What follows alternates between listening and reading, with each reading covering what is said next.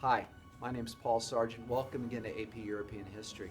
In today's episode, we're going to take a look at the 1920s in Europe. Now, this is a time where we're going to see really three things happening.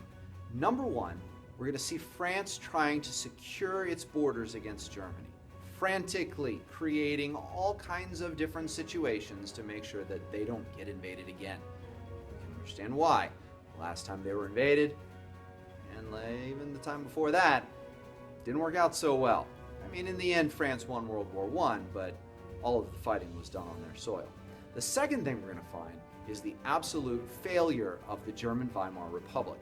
And largely, especially initially, it has to do with economics. So we're going to look at economic problems that happen in Germany and how we go about fixing those. And the United States comes in and helps out a little bit. And then finally, we're going to look at the stock market crash of 1929 and how the onset of the Great Depression changes all of the things that people had tried to put together in the 1920s, which will lead us into the 1930s, and that's got some not so good things. So anyway, here we go, the 1920s in Europe. Enjoy. So in order to understand the 1920s, you have to understand the fact that the Versailles Peace Treaty was not perfect, all right? It led France to really spend most of the 1920s trying to secure the security that they had tried to secure, if that makes any sense to anybody, in the Treaty of Versailles. And so they're going to spend most of the 1920s making agreements with different people and trying everything they can to stop Germany from ever rising again. Now, don't forget that Germany and its allies had already lost tons of territory in the peace agreements. But there was more. Now, the most important reason to do this, or the easiest, I guess, was to force these reparations on them. And the reparations were set on Germany at a whopping total of 33 billion US dollars, which proves absolutely impossible for the German government to pay. Now, the German government itself is being beset on all sides by communists and monarchists and revolutionaries and everything else. They certainly can't pay this. In retaliation, the French move into the most industrialized area of Germany, the Ruhr Valley, and take it over. This doesn't go over so well with the Germans. So they decide to start just printing money in order to meet the obligations of the Versailles Treaty. And they print so much money and give it to the Allies that the money becomes absolutely worthless. It goes from a mark or a dollar being worth about 4.2 marks in 1914 to a dollar being worth about 4.2 trillion marks in 1923. You can see here that money was so cheap and so worthless that people are using it to stack as blocks, to use for crafts, and even to wallpaper their homes. And when that's your cash, you got problems. Yeah, so basically hyperinflation is a bad thing. If you go out and you print all the money you need and you just give it away, it's not worth anything.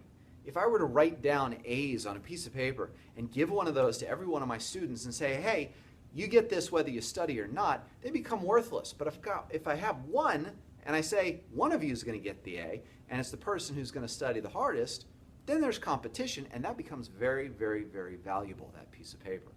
So the same thing can be said for Germany.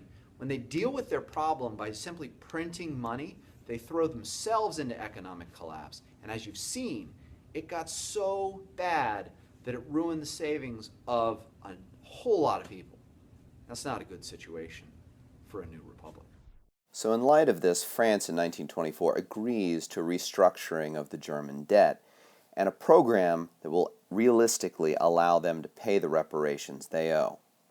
So it's at this time where this fairly familiar face, Adolf Hitler, decides to stage his first coup. He and some friends in the National Socialist Party, which is one of many parties that pop up, decide to try and take over the government in Munich. And they hold a coup. It's unsuccessful, they're put on trial, and Hitler spends some time in jail. Now, jail turns out not to be such a bad time for him. Here's a picture of them hanging out in jail. But while he's there, he does do one major thing.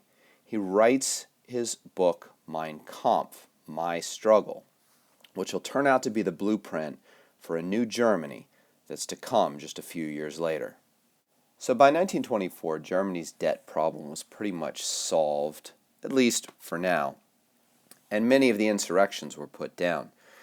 And so France turned to the League of Nations for its big hope for international peace. Now, if you recall, this was created by Woodrow Wilson in an attempt to be a place where nations could come together and talk out their problems and prevent war.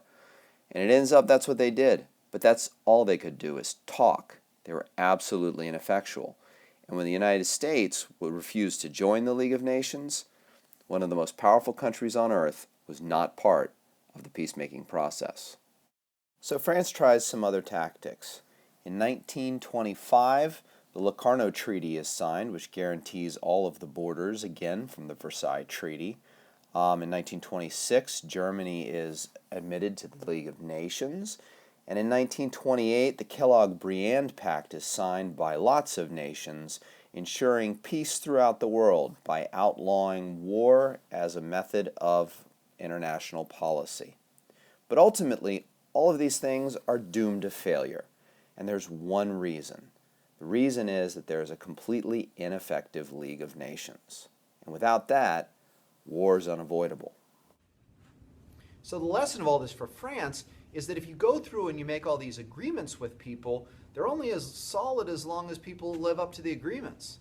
And the one place, the one thing that could have held all these agreements together was the League of Nations. But the League of Nations is not functioning right. And the strongest powers are not really part of it. And that proves to be a problem. You just wait till someone who comes from Germany, has a name that rhymes with Fittler, decides to try and see just how far he can get with the League of Nations. Turns out, he can get pretty far. And as if that wasn't bad enough, in 1929, the stock market crashed, causing billions of dollars to disappear. People ran to banks, banks shut down, the global economic system collapsed, and all of the world dropped into a depression, which would be really harmful for people in Europe. All right, so to sum it up, basically what we've seen is that France was completely unsuccessful in trying to secure itself from German aggression, that Germany was completely unsuccessful in trying to establish a republic which had a strong economy, and part of it was because France was all over them, and the efforts of the United States and Britain and lots of other people to try and help stabilize the situation ultimately failed when the Great Depression hit and basically no one could pay their debts. So the big picture here is, guys, that solutions to problems really need to be thought out. And sometimes creative solutions to problems won't work. And so it takes different solutions and different answers in order for problems to be worked out. So think about that. And I'll see you next time. Hope you're enjoying these videos. My name's Paul Sargent. Tune in again.